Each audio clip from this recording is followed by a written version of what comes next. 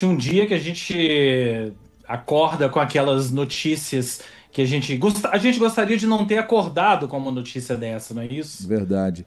E você precisa parar de aparecer aqui só para falar da morte dos outros, tá? Porque É é muito verdade. triste isso. Mas é aquela história, quando você vira referência, como é o seu caso, é o risco que você corre disso acontecer. Eu falava, Rodrigo, que o Clube da Esquina é considerado uma das obras mais importantes, se não o disco mais importante da música popular brasileira. Não é exagero, é? Não é exagero. É muito engraçado que o Clube da Esquina, o disco Clube da Esquina, ele durante muitos anos, ele foi, se você for pegar aí eleições de melhores discos da música brasileira, o Clube da Esquina ele vai aparecer só de uns 10 anos pra cá, vai. Até então, parecia que o Clube da Esquina vivia, o disco Clube da Esquina vivia numa espécie de limbo na crítica, entre público.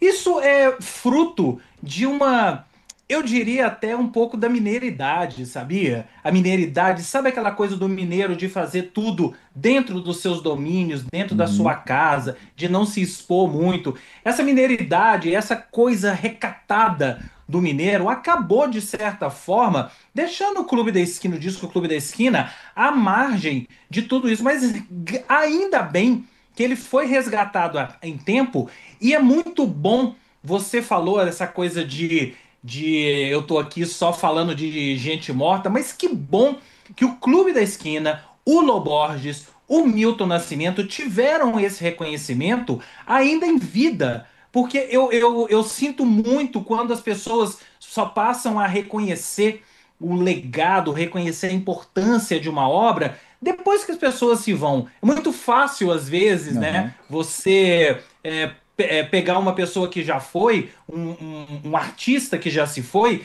e ainda usar a obra dele. Mas eu acho muito bom que o disco Clube da Esquina tenha sido reconhecido em vida, e sim, de uns 5, 6 anos para cá, ele tem sido colocado né, em todas as listas de melhores discos da música brasileira. Recentemente, o podcast Discoteca Básica, feito pelo Ricardo Alexandre, fez uma eleição com críticos, com jornalistas, com artistas, com gente ligada à música no Brasil inteiro e deu Clube da Esquina em primeiro lugar entre os discos mais importantes da música brasileira. Mas não é só a música brasileira que reverencia esse disco. Se você for puxar aí, você vai encontrar artistas, críticos, publicações especializadas na música dizendo coisas maravilhosas e colocando esse disco como um dos discos mais importantes da música mundial. Eu me recordo muito bem, Uhum. há, sei lá, mais de 10 anos, 15 anos atrás, eu entrei numa loja em São Francisco, uma loja completamente indie, voltada para molecada, com lançamentos que até qualquer um de nós, muitos de nós, entraríamos nessa loja e não reconheceríamos 90% do que existia lá. E de repente estava lá aquela capinha do Clube da Esquina e com um texto escrito pelo staff da loja dizendo o melhor disco da história da humanidade, uma coisa que Legal. nunca mais foi repetida, coisas desse tipo. Muito legal. Muito bom. Muito bom mesmo. Rodrigo, o Maiara, boa noite. Obrigada pela sua Boa noite, participação aqui Maia. com a gente mais uma vez. O Loborges era um compositor compulsivo, né? E tem ali as suas características que são marcantes, que tem introspecção e essa liberdade criativa. E ele atravessa várias gerações, né? Como que essa influência pode ser percebida nessas gerações dos músicos brasileiros, nesse quesito aí de composição atualmente? Bom, a gente pode começar a falar da influência do Loborges pelo Skank. Não dá pra gente dissociar uma coisa da outra. O Skank, que é a banda pop mais bem-sucedida da história de Minas Gerais, banda que ultrapassou qualquer fronteira existente nesse país, reverencia Loborges como uma de suas grandes influências, e a ligação Samuel Rosa e Loborges rendeu ótimos frutos. Eles tiveram parcerias, composições, em shows. Existe uma parceria Samuel Rosa e Loborges que rendeu discos ao vivo, DVDs ao vivo. Eles tinham uma relação musical e uma relação de amizade. Então, se a gente pode começar a falar por aí, mas não dá para você falar em música mineira e aí dá pra gente colocar todo mundo, sei lá, talvez eu excetuaria aí o Sepultura, vai, de todos os movimentos da música mineira, talvez dê pra excetuar o heavy metal. Todos os outros reverenciam e vão continuar reverenciando um pouquinho ali da musicalidade, da genialidade, não só do Clube da Esquina, mas agora estamos falando aqui do próprio Lô Borges, em seus DNA. Se você pegar ali o Jota Quest, o Pato Fu e todos os outros, se você sai à noite em Belo Horizonte, e você encontra uma pessoa com um violão dedilhando alguma canção, essa pessoa tem influência de Clube da Esquina, essa pessoa tem influência de Lô Borges. Está aí o legado desse cara. O legado desse cara é muito mais do que a gente pegar os discos e ouvir as músicas dele, que eu recomendo que todo mundo faça isso, mas o legado está nas ruas. Você pode sair às ruas e perguntar.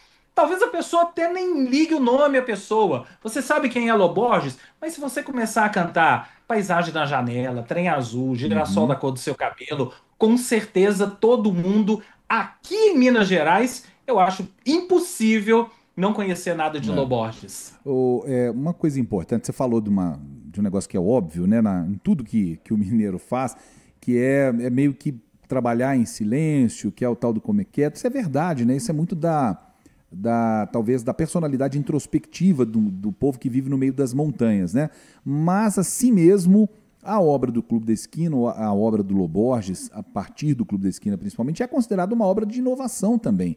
Tem muita inovação na música dele, né? Como é que musicalmente, tecnicamente, ele lidou com esse paradoxo a vida toda? A história do Lô e do Clube da Esquina é muito curiosa, porque eu disse até num outro vídeo que eu gravei, o que você estava fazendo aos 17 anos de idade. Então, muitos que estão nos ouvindo aqui, que têm 17, que já passaram por 17, está naquela fase ainda da pós-adolescência, entrando ali, fazendo Enem, vestibular, tentando descobrir quem você é na vida. O Lô Borges e o Beto Guedes também, aos 17 anos de idade, estavam gravando o disco Clube da Esquina. Isso não é para qualquer um. Eles eram tão novos que o Milton Nascimento teve que pedir autorização. Foi lá na casa dos Borges, na casa dos Guedes, e pediu autorização para as mães deles para poder os dois meninos, né, 17 anos, irem com ele lá para Niterói, onde ele alugou uma casa e compôs as músicas que viriam a ser o disco Clube da Esquina. Isso aos 17 anos. Uhum. Então você imagina o que é um garoto de 17 anos, de repente se vê ali em meio a tantas feras, né? Toninho Horta, Fernando Brant, e convivendo com essas pessoas, gravando um disco. Ele não tinha a menor ideia do que era gravar um disco, né? E Uhum. gravou. E é muito curioso que o Loborges então fechou um contrato com a então Odeon, né? EMI Odeon, isso foi mudando.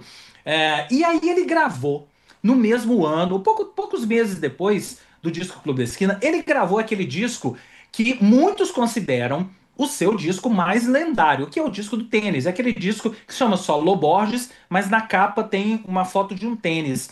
Esse disco o Lô gravou, ele estava no Rio com o Marcinho Borges, o irmão dele, e ele compunha uma música de manhã, o Marcinho Borges sentava à tarde e fazia a letra, e à noite eles iam para o estúdio gravar com músicos. Isso durou 10 dias, eles registravam uma música por dia e gravaram ali 10, 11, 12 músicas, não me lembro quantas músicas tem no disco.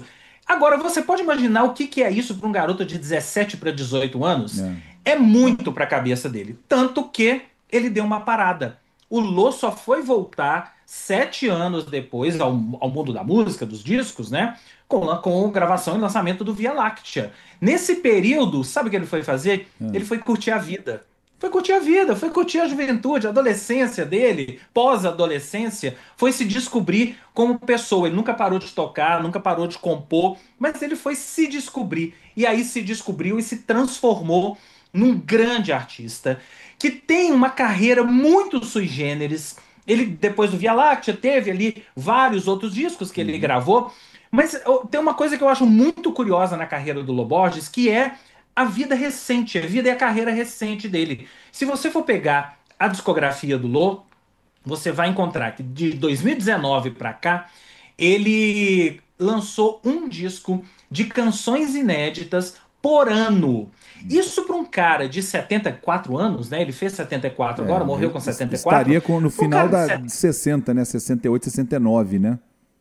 Exatamente. Para um cara de 74 anos, isso não é comum. Isso é extremamente incomum. Existe aquela máxima que o artista, quando ele vai ficando mais velho, ele repousa em seu repertório clássico, né? E fica ali fazendo shows em cima de repertório clássico. O Lô não. Ele se recusou. O Lô era um compositor prolífico e compunha compulsivamente, como você falou, com 1001 parceiros diferentes. Ele compôs com Márcio Borges, ele compôs com Maquele K, ele compôs com César Maurício e ele acabou. Gente, ele acabou de lançar um disco novo. Acabou que eu falo assim, há cerca de um mês mais ou menos. Ele lançou um disco novo que é uma parceria dele com Zé Cabaleiro. Então isso mostra o quanto esse cara ainda estava produzindo. E se você for pegar todos esses discos dessa fase recente do Lô, é um melhor que o outro. A Legal. musicalidade, a capacidade dele de fazer música, melodia e harmonia são muito ímpares na história da música brasileira. Muito bem, Rodrigo James, colunista da Rede 98, jornalista, produtor cultural. Rodrigo, obrigado, viu? Você trouxe um panorama que não haveria quem trouxesse melhor. Então, você pode aparecer também quando morre, mas pode aparecer também para a gente falar eventualmente aí de outras obras. Nós ficamos sabendo hoje que o AC/DC está vindo no Brasil ano que vem. De repente, semana que vem, a gente fala sobre isso, quando forem confirmadas as datas. Você já está convidado, tá bom?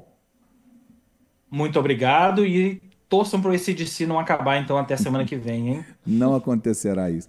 Meu querido